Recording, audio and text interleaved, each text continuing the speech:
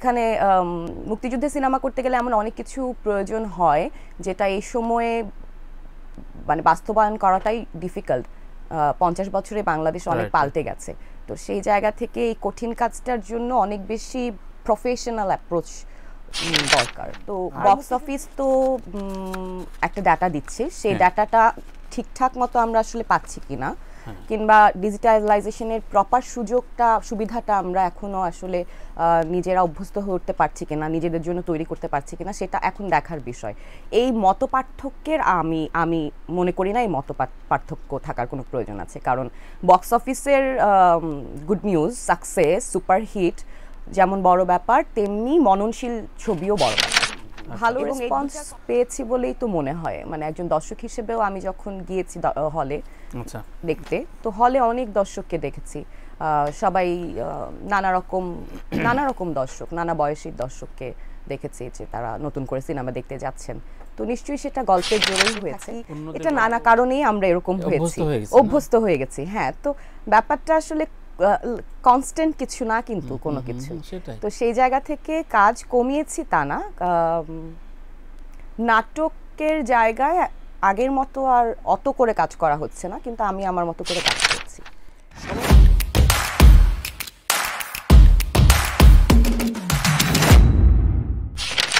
তবে এই অর্থে বিরল সেরকম ধারণা ছিল, রাইট, একদম মিন করে বললাম। বছরের শেষ আড্ডা, এমনিতে খুব চোখ বুঝে যদি 2 মিনিট সময় দেওয়া হয়, বছরটা কেমন গেল নিজের সালতামামি কি বলবেন? ভালো, একটি ভালো লার্নিং ইয়ার ছিল 2023। লার্নার তো আমরা প্রত্যেকেই সারাক্ষণই। আচ্ছা, সেই জায়গা থেকে আমি এটাকে স্পেসিফিকলি বলবো ইট ওয়াজ মাই লার্নিং ইয়ার, এবং আমার অনেক নতুন নতুন কাজ করার সুযোগ হয়েছে। নতুন ডিরেক্টররা সবাই অনেক পুরাতন, অনেক প্রথিতযশা, অনেক বিখ্যাত, কিন্তু আমার প্রথমবারের মতো কাজ করার সুযোগ হয়েছে। তো সেই জায়গা থেকে আমার কাছে নিশ্চয়ই এটা নিউ এক্সপেরিয়েন্স, গুড এক্সপেরিয়েন্স। আমরা সারা বছর জুড়ে মমর যে কোনো খবর চেপেছি বা যতটুকু জেনেছি, তাতে কিছুদিন পর পর আসছে যে মম কাজ কমিয়ে দিয়েছে এবছরের 2023-এর ট্যাগলাইন ছিল। তো এটা কি ইচ্ছাকৃত নাকি হয়ে গেছে? না, এটা তো আপনি নিজেও জানেন যে একবার একটা লাইন যদি কোথাও পাবলিশড হয়, সেটাই রিপিটেডলি হতে থাকে, সেটার মানে সময়ের পরিক্রমার সাথে সাথে সেটা যে চেঞ্জ হতে পারে বা সেটার নতুন কি অবস্থা, সেটা বর্তমানটা অনেক সময় যাচাই না করেই কিন্তু পুরাতন একটি লাইন ক্রমাগতভাবে আমরা পড়তে থাকি, ছাপতে থাকি। এটা নানা কারণেই আমরা এরকম অভ্যস্ত হয়ে গেছি। হ্যাঁ, তো ব্যাপারটা আসলে কনস্ট্যান্ট কিছু না, কিন্তু কোনো কিছু, তো সেই জায়গা থেকে কাজ কমিয়েছি তা না। নাটকের জায়গায় আগের মতো আর অত করে কাজ করা হচ্ছে না, কিন্তু আমি আমার মতো করে কাজ করছি। সবাই বলেছে যে চলচ্চিত্রে আসলে একটা ভালো জায়গা তৈরি হয়েছে, নতুনভাবে গল্প বলছে নতুন নতুন নির্মাতারা। একদিকে খুব হতাশা শোনা যাচ্ছে ব্যবসায়িক দিক দিয়ে, আবার গল্পের দিক দিয়ে অনেকে বলছেন। আপনার দৃষ্টিতে 2023টা ফিল্মের জন্য কেমন ছিল, উপাদেয় ছিল আপনার কাছে? দর্শক হিসেবে নিশ্চয়ই উপাদেয় ছিল, কারণ আমরা যে কয়েকটা ছবি দেখেছি, সিনেমা দেখেছি, যেগুলো শুনেছি যে হিট হয়েছে আর্থিকভাবে, কিংবা হিট হয়নি আর্থিকভাবে, তারপরেও মানুষ সেটা দেখতে গিয়েছে, দর্শক দেখতে গিয়েছে, দর্শক তাদের অনুভূতি জানিয়েছেন, এবং ভালো রেসপন্স পেয়েছি বলেই তো মনে হয়। মানে একজন দর্শক হিসেবেও আমি যখন গিয়েছি হলে দেখতে, তো হলে অনেক দর্শককে দেখেছি। সবাই নানা রকম দর্শক, নানা বয়সী দর্শককে দেখেছি যে তারা নতুন করে সিনেমা দেখতে যাচ্ছেন। তো নিশ্চয়ই সেটা গল্পের জোরেই হয়েছে। অন্যদের গল্প দেখতে যাওয়া হয় মানে হলে? হ্যাঁ, নিশ্চয়ই, কেন না, সিনেমা তো আমাদের সবার সিনেমা, তো এটা একটা টাইম, তো এই টাইমটা কিভাবে সামনে এগোচ্ছে সেটা দেখতেও ভালো লাগে। তো ওই দিক থেকে আমি বলবো নিশ্চয়ই গল্পের জায়গা থেকে ওই আকর্ষণ করার সুযোগ ছিল সিনেমাগুলোতে, দর্শক সে কারণেই গিয়েছে। আর বাকি আর্থিক ব্যাপার তো আমার সরাসরি জানার কথা না, কিন্তু নিশ্চয়ই যদি ভালো সিনেমা হয় আর দর্শক সিনেমা হলে দেখতে যান সিনেমা, তাহলে আর্থিক দিকেও লাভবান হওয়ার কথা। রাইট, এই কথাটা এই জন্য তুললাম যে চঞ্চল ভাই একটা ডিবেট তৈরি করেছেন গত কয়েক মাস আগে, আপনি বোধহয় দেখেছেন একটা লেখায়। বলেছেন যে শাকিব খান এন্ডোর্স করতে পারে আমাদের ইন্ডাস্ট্রিতে, কিন্তু রুচিশীল মননশীল ছবি কিন্তু তিনি দেন, বা উদাহরণ দিয়ে ভাবে বলেছেন। তাই বক্স অফিস নির্ধারণ করে আমাদের ছবির আলোচনা হওয়া উচিত না। ওনার মন্তব্য। তো আমি শুনতে চাচ্ছি, যেহেতু আপনি ইন্ডাস্ট্রি বিলং করেন, ফিল্ম অ্যাক্ট্রেস হিসেবে দারুণ সফল, আপনার কাছে কি মনে হয় কে বেশি এন্ডোর্স করে, যে বক্স অফিস দেয় নাকি মননশীলতার জায়গায় এগিয়ে রাখে? দেখেন, এটা কোনোভাবেই একটাকে ছাপিয়ে না, আমার কাছে মনে হয় দুটার পরিপূরক। তো আমাদের দেশে বক্স অফিসের ডিজিটালাইজেশন আমরা করেছি, কিন্তু সেটা সঠিক প্রয়োগ এখনো বোধহয় আমরা করতে পারি নাই। তো বক্স অফিস তো একটা ডাটা দিচ্ছে, সেই ডাটাটা ঠিকঠাক মতো আমরা আসলে পাচ্ছি কিনা, কিংবা ডিজিটালাইজেশনের প্রপার সুবিধাটা আমরা এখনো আসলে নিজেরা অভ্যস্ত হতে পারছি কিনা, নিজেদের জন্য তৈরি করতে পারছি কিনা, সেটা এখন দেখার বিষয়।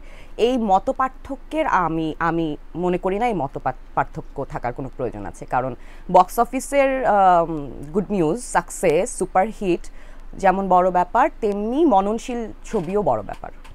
এবং এই দুইটার কম্বিনেশনটাই দর্শক আসলে পছন্দ করে। নিশ্চয়ই সেপারেট ভাবে আমরা ব্যাপারটাকে দেখতে চাই না আর কি দর্শক হিসেবে। হ্যাঁ, মানে কিন্তু অনেক ভালো ছবি তো ফেল করে ব্যবসায়, তাই না? তো বাঙালি বা আমাদের নেটিজনরা তো আসলে বেসিক্যালি এতগুলো হল, এতগুলো হিট, এই সেলফি ওই সেলফি, এগুলো মানে মেতে থাকি। তো আপনার কাছে ওগুলো একটু মানে মন খারাপ করায় কিনা, যে না একটা ভালো ছবি, সেটা আপনার হোক বা আপনার বাইরের, ভালো যেটা সেটার কিন্তু আলাদা মূল্যমান আছে, বা সেটা তার ম্যারিটেই ভালো। সেটা আপনিও আসলে জানেন যে কে কেমন, কোনটা বেশি হচ্ছে, কোনটা বাড়াবাড়ি হচ্ছে, আর কোনটা ঠিক হচ্ছে। আপনি নিজেও সেই জাজমেন্ট করতে পারেন। আপনি সিনেমা হলে গিয়ে সিনেমা দেখে করেন, কিংবা হচ্ছে সোশ্যাল মিডিয়ার মাধ্যমে করেন, এটা আপনি সচেতন নাগরিক হিসেবে নিজেই বুঝতে পারেন। তো আমার মনে হয় যে এটা এনাফ। এটা নিয়ে খুব কথা বলার, আমার এত কথা বলার কিছু নাই, যেহেতু সরাসরি আমি এই কোন সিনেমার সাথেই জড়িত দর্শক হিসেবে। এবারে খুব দুটো মুক্তিযুদ্ধ ভিত্তিক চলচ্চিত্রে খুব গুরুত্বপূর্ণ চরিত্রে অভিনয় করেছেন মেন প্রোটাগনিস্ট হিসেবে। কাজগুলোর অভিজ্ঞতা কেমন, এবং দেশ ভিত্তিক কাজ করতে কেমন লাগে? দেশ ভিত্তিক কাজ করতে ভয় লাগে, এক ধরনের দায়িত্বের ভয় লাগে। হ্যাঁ, দায়িত্বের জায়গা থেকে ভয় লাগে, কারণ আমরা তো মুক্তিযুদ্ধকে একভাবে পড়েছি, সিনেমায় খুব অল্প পরিসরে দেখেছি। নানা কারণে লজিস্টিক সাপোর্ট থেকে শুরু করে নানাভাবেই আমরা এত বড় আয়োজনে মুক্তিযুদ্ধকে কিন্তু খুব একটা দেখতে পারিনি। তারপরও যতখানি দেখেছি, আগুনের পরশমণি থেকে শুরু করে, ওটা একদমই একটা চেম্বার ড্রামা, ঘরের মধ্যে ফ্যামিলির মধ্য দিয়ে মুক্তিযুদ্ধকে দেখানো হয়েছে। আবার ওরা 7 জন, আমি কাজ করেছি খিজার হায়াত ভাইয়ের সঙ্গে, তো ওখানে ব্যাটলফিল্ডের গল্প বলা হয়েছে। তো এইভাবে আমরা যে আলাদা আলাদা করে গল্প বলছি, নিশ্চয়ই সেটা একরকম, কিন্তু সামগ্রিকভাবেও আমরা কিন্তু মুক্তিযুদ্ধের গল্পকে আরও অনেক বেশি বলার সুযোগ আছে বলে আমার মনে হয়। কারণ এখানে মুক্তিযুদ্ধের সিনেমা করতে গেলে এমন অনেক কিছু প্রয়োজন হয়, যেটা এই সময়ে মানে বাস্তবায়ন করাটাই ডিফিকাল্ট। 50 বছরে বাংলাদেশ অনেক পাল্টে গেছে। তো সেই জায়গা থেকে এই কঠিন কাজটার জন্য অনেক বেশি প্রফেশনাল অ্যাপ্রোচ দরকার।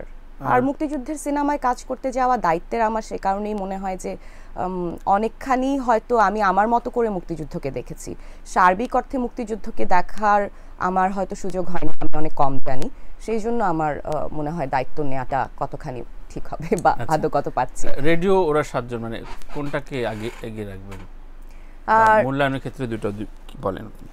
আমি ওরা 7 জনকে এগিয়ে রাখবো এই কারণ ওখানে একটা পটভূমি এবং প্রেক্ষাপটটাকে নিয়ে আমার কাছে মনে হয়েছে পুরো টিম সিনসিয়ারলি কাজ করেছে।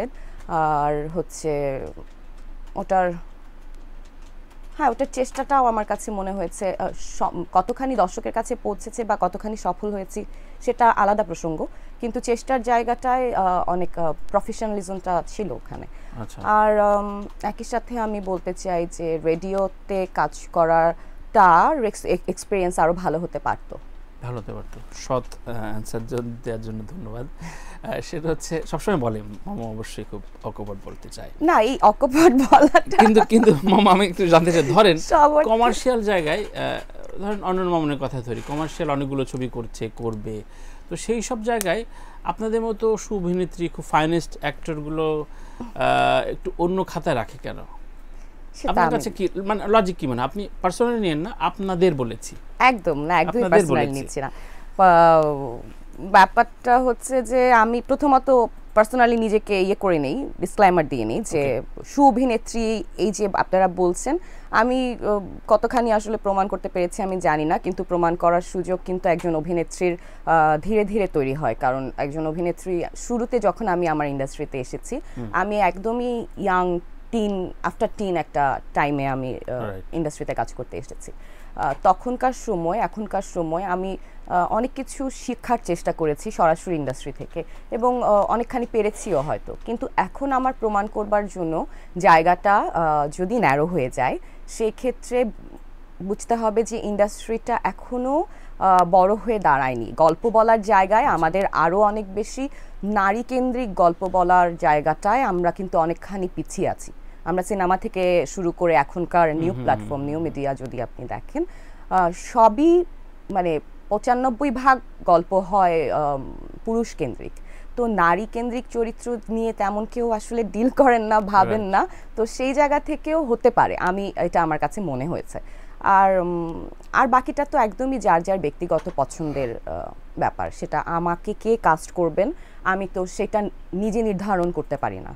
আমি আমার চেষ্টাটা হাজির করতে পারি কেবলমাত্র, আমি আমার কাজটা দিয়ে প্রমাণ করার চেষ্টা করতে পারি, কিন্তু সিদ্ধান্ত তো নেবেন আসলে ডিরেক্টর বা প্রডিউসার যারা ওই এন্ডে থাকেন।